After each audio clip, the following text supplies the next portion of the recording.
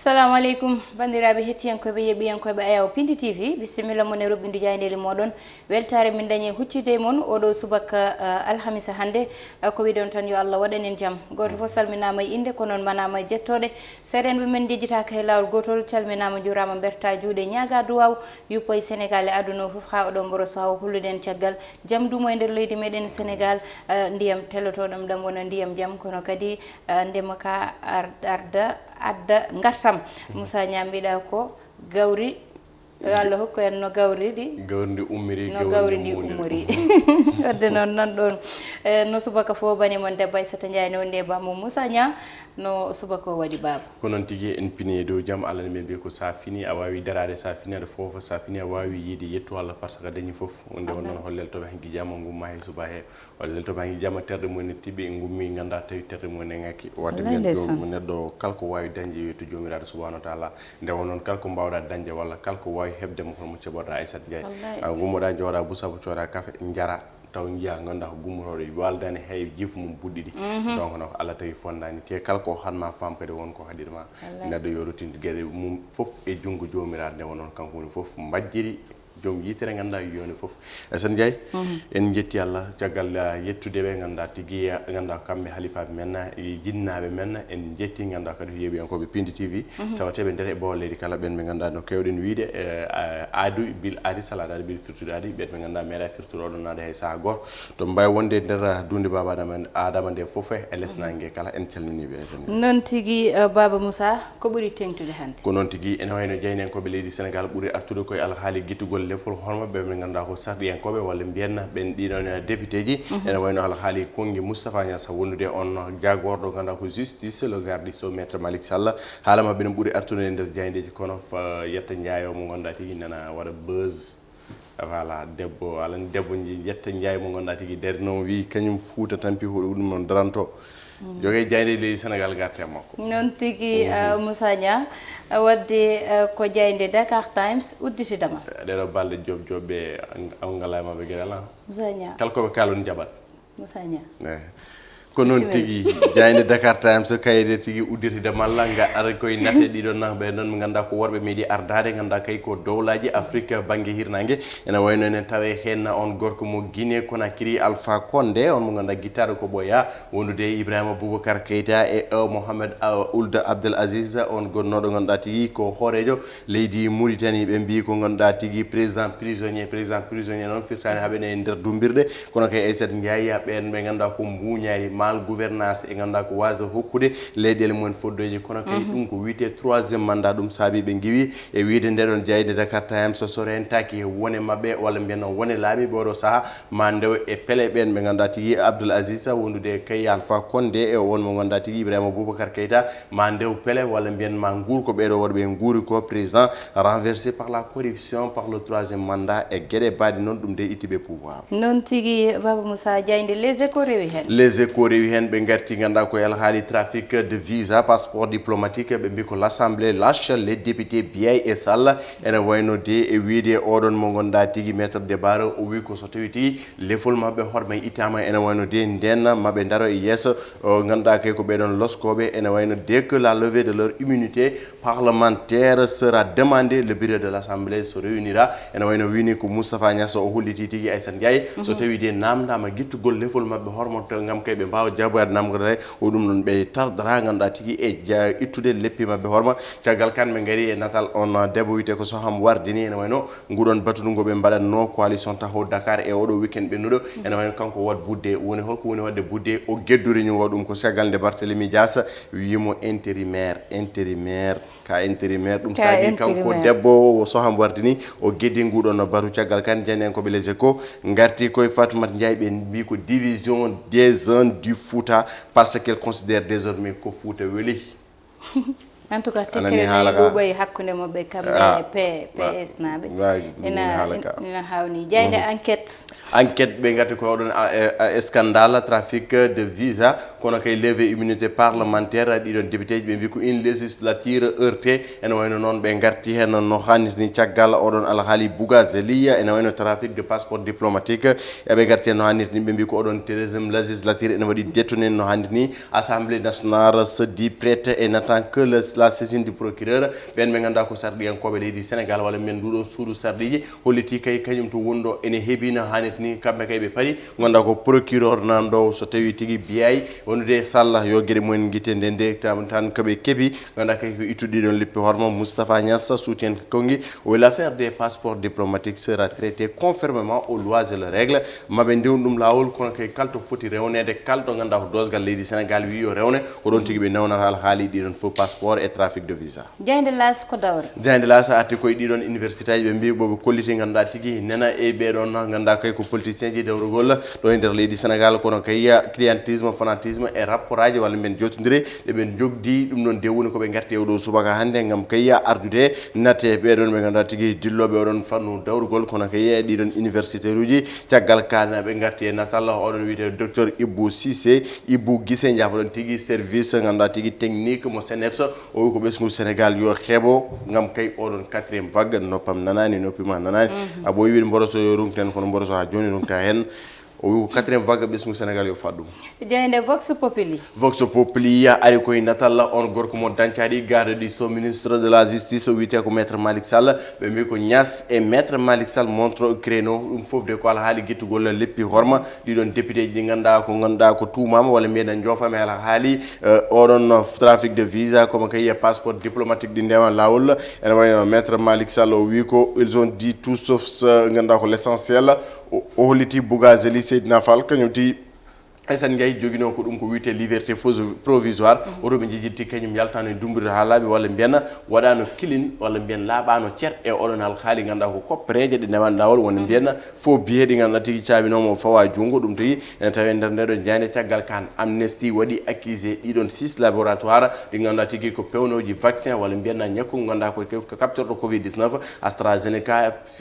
Pfizer BioNTech wondude tigui Johnson Johnson ene wayno amnesty jofimɓe e oɗon alhaali wasa yuɓinde ɗon gueɗe kono kay wadde violé droits humains Aissane Ndiaye foddeji haqqeji bani adama en ɗum woni ko tawete nder ɗeɗo diane kono kay Fatou Ndiaye n'est plus tant pis mais le combat du salut toujours d' actualité Fatoumat Ndiaye en nder yoguey diayndeji leydi Sénégal wawa woppude Ndiayɓe ɓe wa woppu Ndiayɓe ɓe so tawi ha enen kalder gonga Ndiayɓe ɓe jagganno men kono Fatou Ndiaye Diaynde quotidien le quotidien le quotidien arti koye nate ɓen ɗiɗo on gardiɗo suudu sarɗiji leydi Sénégal kono on goɗɗo mo ganduɗa tigui ko jagorɗo justice maître Malick Sall wondude Moustapha Niass ɓe mbi ko Niass file la patate chaude à Malick Sall ɗum noon holko firti ganduɗa tigui ko Moustapha Niass ha saabi walla mbiyenno o faɗi tigui ganduɗa ko on mo ganduɗa ko maître Malick Sall waɗa saisir procureur addanamo dossier biyay e wondude dossier biyay wondude Sall gam kay wawa yuɓɓin ɗum to ganduɗa ko assemblée nationale leppi mabɓe horma guitte ɓe mbawa notiyade goɗon noddago justice o rewnaɓe to foti rewnudeɓe ɗo ganduɗa tigui ibi acceptangol konngol nul n'est au-dessus de la loi fof ma fonde no fotiri ni walla mbiyen fonde no wawi fotirde ni lawol rewne e ɗiɗon trafic de visa woni passeport diplomatique par ce que ɓesgu Sénégal ene sohli on alhaali laaɓa ceer e caggal ɗum Diouf Sara on mo ganduɗa tigui ko jagorɗo o santé leydi Sénégal cellal ene wayno o wi le peuple de Dakar et mon patron alhaali candidature ville de Dakar ene wayno docteur Guissé wi ko 4e vague Diouf Sara woɗɗi ɗum ko mairie Dakar en tout cas 4e vague yo Allah dandu en hen a Diaynde l'observateur ko dawra l'observateur e natal on Alioune Tine gonɗa tigui ko o eɓɓo walla mbiyen on geɓɓuɗo mbiyen fondateur Africa Jom Cente ene wayno o wi ko président Macky Sall est un monstre politique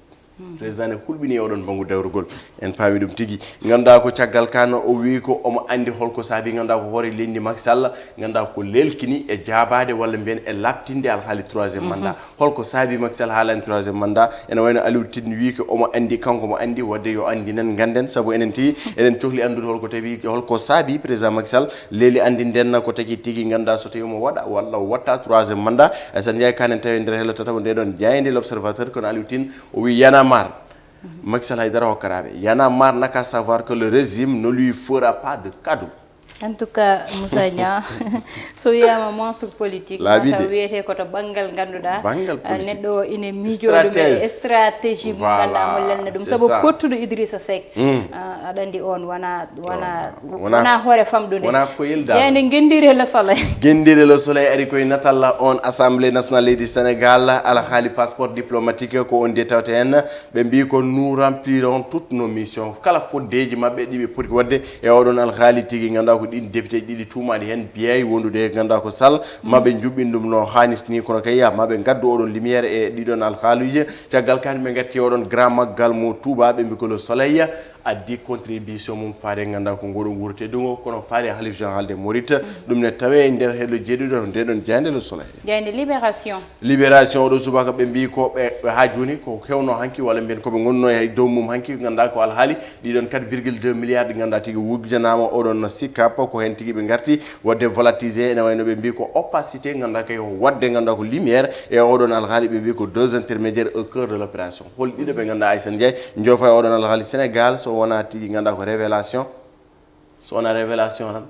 tan ko scandale ko scandale sabu 4,2 milliards wiye volatilisé ɗum ɗon wawa famede wawa weɗorade noon wawa yarude noon voilà hande joofa e oɗon alhaali ko oɗon deuxiéme mina hôtel Fara Ndiaye Tall oɗon tigui ganduɗa ko kanko woni ɓuuri joofede hen kono de jaynenkoɓe libération mbi ko kala ko wawi wonde hen maɓe gaddu ɓen witeɓe expert en rien curieux en tout jeyde stade coftal balli udditama stade e natal on dossard numéro 11 de l'épopée 2002 kono kay dossard numéro 10 de la tanière en ce moment Sadio Mané wondude El Hadji Ousseynou Diouf ɓe mbi ko Diouf le meilleur de tous les temps Aïssane Ndiaye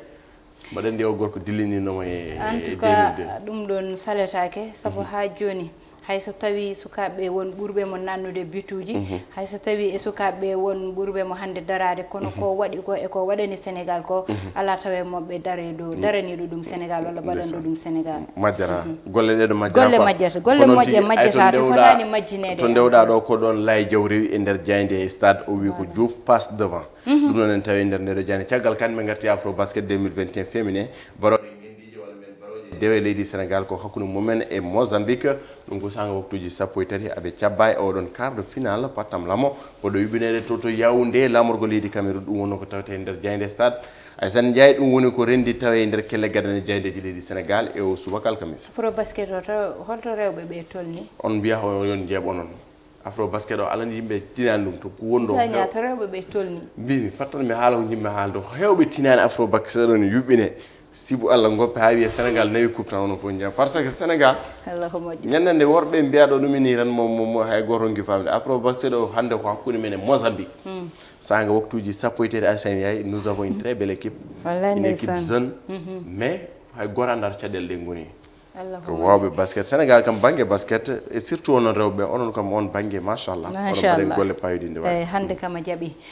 ko noon tigui jayde stade udditamalla udditen eɓɓore wonde hande garenne ko ɓuuri tengtude caggal leydi no Dakar Times ariri henne tan wiide président ji ganduɗa ardinoɓe leydi ɓe ganduɗa hande nani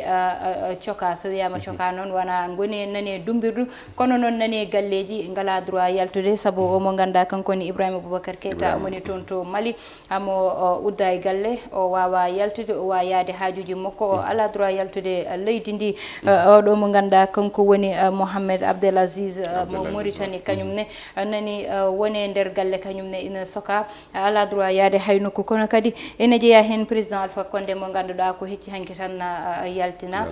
e galle lamorgo muɗum te Moussa Nia kanko noon anani kongude makko wi tan ko mayde ɓuranimo ruttade caggal ɗum woni konngudi ɗi ganduɗa ko Alpha Condé tene wawi famen noon Moussa Nia aɗa andi laamu ne weeli saɗa sa yalti aɗa yaha ma autoji fof darne to birtiɗa fof ma yimɓe daro aɗa andi ɗum ɗon ne so yiiɗi ittede ñalawma goto ena muusi Moussa Nia kono noon goto fof yo fam tan te ɗen fof gaddi ɗum ko 3e mandat no kalirani e nder journal o wadde noon oɗon so yimɓe mbi yoni tan hoto neɗɗo force Moussa Nia ko noon tigui Aïssane Ndiaye ko adi 3e mandat alan ko ɓeydi tentinde walla mbiyen ko ɓeydi addude caɗele wona 3e mandat o addi ɗum ko corruption o addu ɗum ko mal gouvernance o alan jomum hol darde nde wawi darade hol jomum hol ganduɗa ko fodde nde wawi wadde e ganduɗa e nder gouvernement mum walla mbiyen e nder leydi mum ɗon sa namdima 4e mandat leydi ndi totere ça dépend de ton travail wadde mbiyanna démocratie o holno lelori démocratie o holno lelnira démocratie o holno ganduɗa ko joƴƴinira jomum ganduɗa ka golla jomum yiye ko population waɗa souffrir prenons le cas de IBK Karim Keita oɗon ɓiy ko ɓeydinandemo yede ganduɗa kada bonna kalis walla yede ala waɗa battre des milliards alors que la population malienne souffre Aïssata Ndiaye ɗum hay goto jaɓata ɗum te leydi ka desdaɗo tu vois donc c'est le cas ɓeɗon ganduɗa ko Alpha Condé alandi teddungal walla mbiyen dimagu dignité ko hunde ganduɗa sabbande yogue mabɓe alan ko ɓuuren hulɓinade Aïssata Ndiaye dara Alpha Condé ana waɗama renversé a ittama nangue hoore kar dimanche suba 11h pile walla midi pile taw ganduɗa ko colonel Doumbouya Fayema jungo ya guila kelle o law ya laamu ha bare jogui ɗum tan ko jomiraɗo tan 82 ans cew pouvoir jusqu'à 82 ans mbiya yahata hunde hulɓininde noon tigui Moussa Nia te ayi Mali ha joni nani jokki aɓe tawa kalisaji e galleji wone jagorɗe e koppareji ganduɗa wiyama heɓtama e gardino toon leydi ndi Moussa Nia ganda ɗeɗon leyɗele holno watta ha yaaha Moussa Nia so tawi goto foof ko mbiyatmi ko tan ko mbiyatmi Afrique est ce que ƴettata mone muɗum tan waɗa ɗum euro tawde kala mo ganduɗa a tawodama e kalisaji wonata ko euro tawa hen nangaɓe ɗo e affaire fo biyeji Moussa Nia ko banggal euroji e dollar uji nangaɓe goɗɗo banggue koko way noon wadde noon Moussa Nia yo mone o wayle tan waɗe euro ɓe pofto hay so tawi eɗen ɓuura ruttade caggal kono kam so tawi kala koɓe ƴetti ɓe mbaylata ɗum koye banggal euro yo yimɓe ƴewto koye mumen no fewi te kadi ko mbimami joni ko tan so population o darinoɗo mbi eyyi darima ha caltima annene ya guila wonko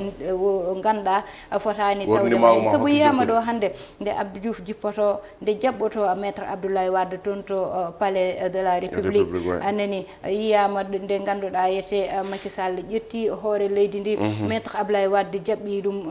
ɗon ɗo palais ɗo tottimo lengueje ɗe Moussa Nia wadde goto fo yo miijo ko way noon anda kala laamu gasat ha heddi laamu Allah sel Aïssata Ndiaye ko noon tigui ko mbiɗa ko ala forte hen wadde mbiyanna jomum yo jogo nundal so Allah hokkimo laamu o heddi laamu yo jooɗi ɗo andu ko Allah jooɗi ɗum gummiɗo anda ko Allah ummin ɗum donc ko ɗiɗo konki min guddiranmi oɗo subaka noon tigui koye ɗi konngudi guddeten roɓindu jayndeli meɗen tottude on aadi tan saaha goɗɗo so Allahu lamɗo jaaɓi walla mbiyen aljuma jonggo so Allah jaaɓi ɗum noon subaka fo banima debbo Aïssata Ndiaye wonno banum gorko Moussa Nia heɗono ene bangguel caméra o ko Mansour Sow alias Thiate wondude Amadou Touré